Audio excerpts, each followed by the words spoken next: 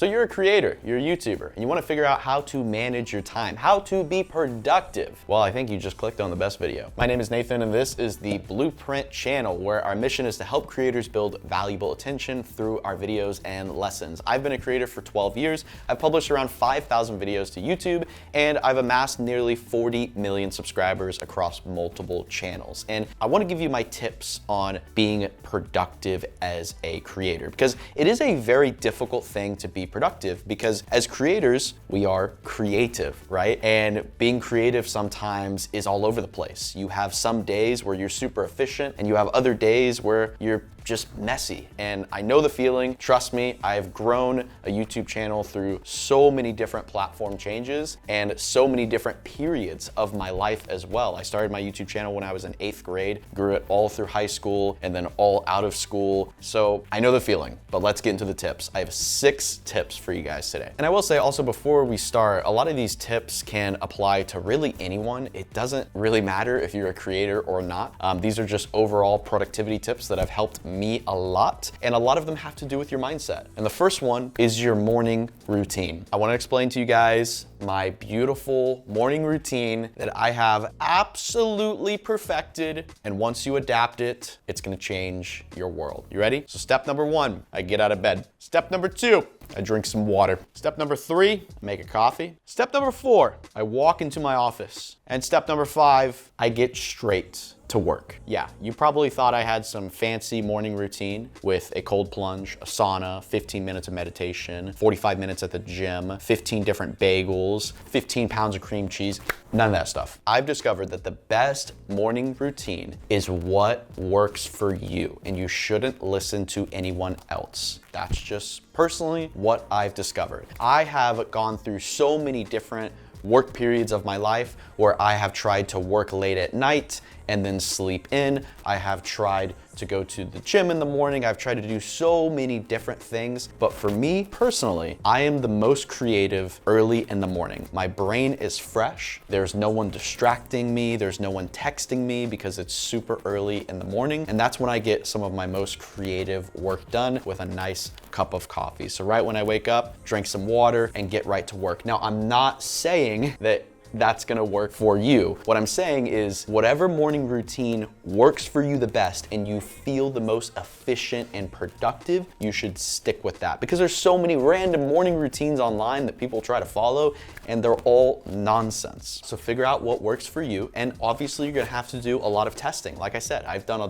bunch of different testing with all types of different morning routines, and I figured out the best one that works for me is the one where I wake up and get straight to work. My brain is fresh, it's ready to go, and that's just what works for me. So figure out what works for you best. The next one I have here, you're gonna love this one. If your task doesn't align, you're gonna whine. I know, it's a cringe way to write it, but I like rhyming. It just sticks in my head better. So what I mean by this is, every task that you do should be somewhat aligned with one of your goals. As a creator, we have so many things to focus on. We have short form videos, long form videos, branding, audience, ideas, planning, editing, filming, props, camera, scripts. What do you focus on? There's so many things. To figure out what to focus on, you need to define whatever your goals are. Now, I know this can be a hard thing to do, and I know goals can change all the time, but this is super, super important. So for example, one of my biggest goals was to be the biggest YouTube channel for kids and teenagers. So it would make sense that my goals would be directly aligned with my audience, because I really need to focus on my audience in order to achieve that. I also need to focus on my videos, which is my product, and I need to focus on really great ideas, because kids want to see big, great, crazy things like filling a dump truck with Orbeez. So then I would make sure that my daily task would align with those goals. They have to do with those 3 things. It's either something to do with my audience, something to do with my videos, my products, or something to do with my video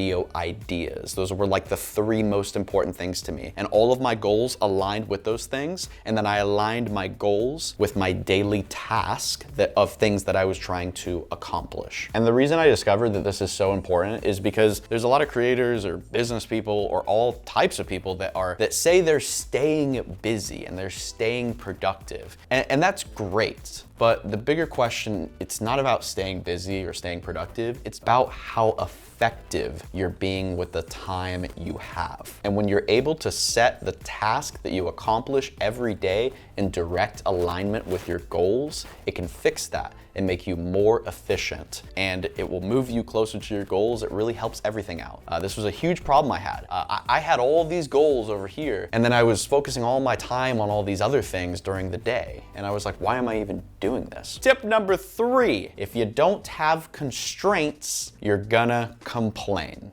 I'm sorry about the rhyming. Now, this is something that I actually did not discover. I actually got this from a friend, Alex Hermosi, so shout out to you, bro. This is something that I started applying to my weekly or monthly schedule, and I basically would just set constraints on certain tasks that I had to achieve. Now, sometimes this would stress me out, obviously, but it really helped me move the needle. So rather than just creating a to-do list, because when you create a to-do list, it takes forever to get that stuff done. Figure out how long something will take and put the time next to it, and that's what you have to do to get it done. So maybe you write down something like, I have to make this YouTube video within 5 days. Or maybe you write down, I have to film and edit 3 YouTube shorts before 4 p.m. So what you're doing is you're specifically setting constraints on your goals to really just keep you on time. Another perfect example of this is Dr. Seuss. His editor bet him that he couldn't write a book with only 50 words. And then he ended up writing Green Eggs and Ham, and it became the #1 best-selling children's book of all time.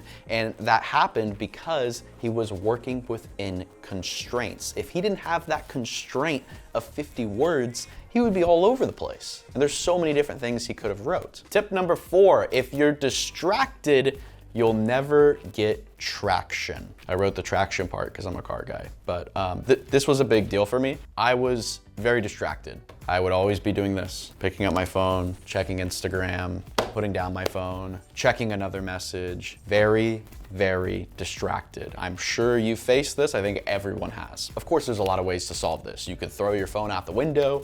You could get rid of your phone and never use it again. There's a lot of ways to solve it, but the best way that I figured out to solve it, because I still need my phone to work. I have a lot of communication through my phone, so I'm picking up my phone to answer other people, but it's interfering with the work I'm trying to do. So what I would do is I would set timers. I would maybe leave my phone in another room. I would set a timer for 30 or 45 minutes, and that time was straight focus.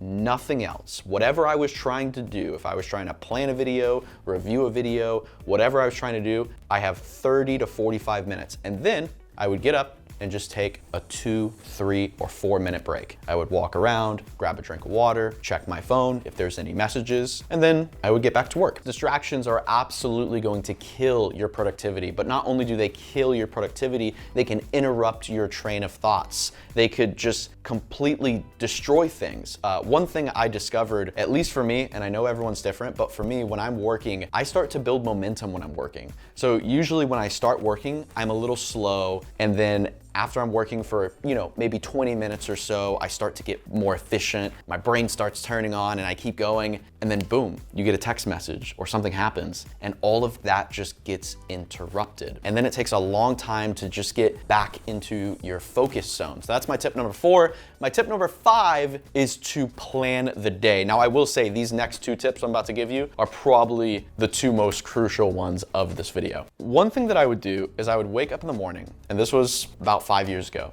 I'd wake up in the morning and I would think to myself, wow, I have no idea what I'm doing today. I have no idea what videos I need to film. I don't know what I need to edit. I don't know what video ideas I need to focus on. I had a general idea of what I needed to do, but I needed to figure all of these things out. And it really put a huge bump in the beginning of my day, because I would have to spend a couple hours figuring out what do I need to film, what do I need to do this, and all of these things. So the best solution that I found for this is to plan everything the day before. Now, obviously that puts a little bit more work on my previous day, but the next day I wake up, I know exactly what I need to do. I know exactly how many videos I need to film. I already have the videos planned and fully scripted and set up, ready to go. I know the thumbnails that I need to take. I know the videos that I need to review. I know everything is laid out, so right when I wake up, I can be super efficient, and there's not this big roadblock in my way. Now, I will say this did take a while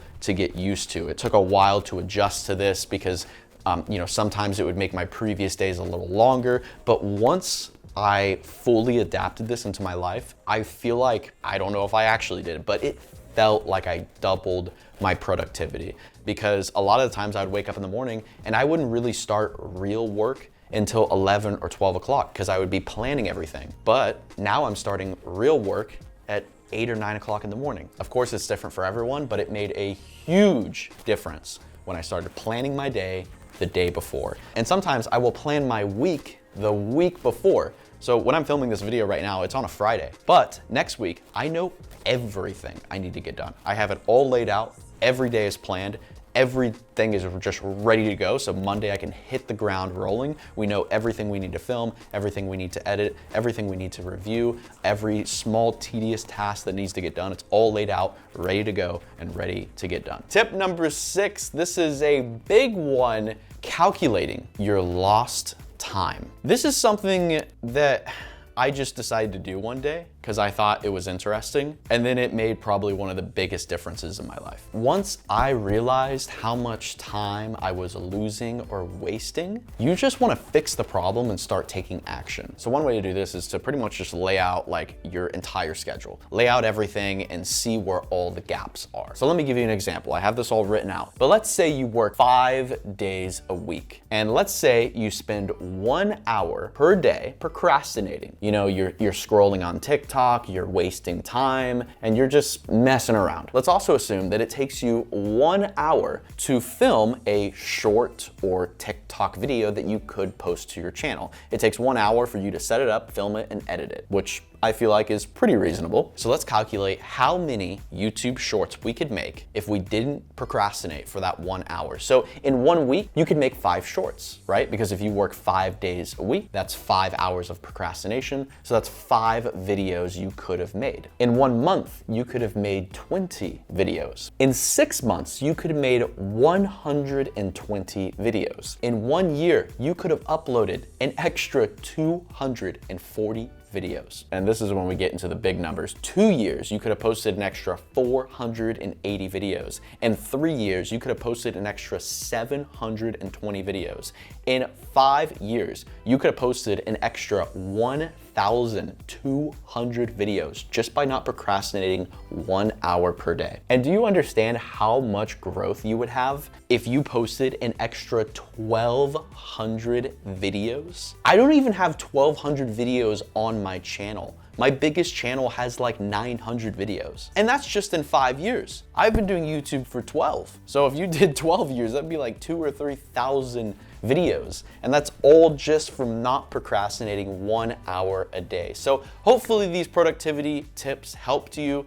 These are some of the biggest ones that personally helped me. If you guys have any other tips, I would love to hear them in the comment section below, because productivity is a huge discussion. There's so many ways to solve it, and it's kind of different for everyone, but these are the things that helped me the most. So hopefully you guys enjoyed this video. Subscribe, because we post videos like this every single week.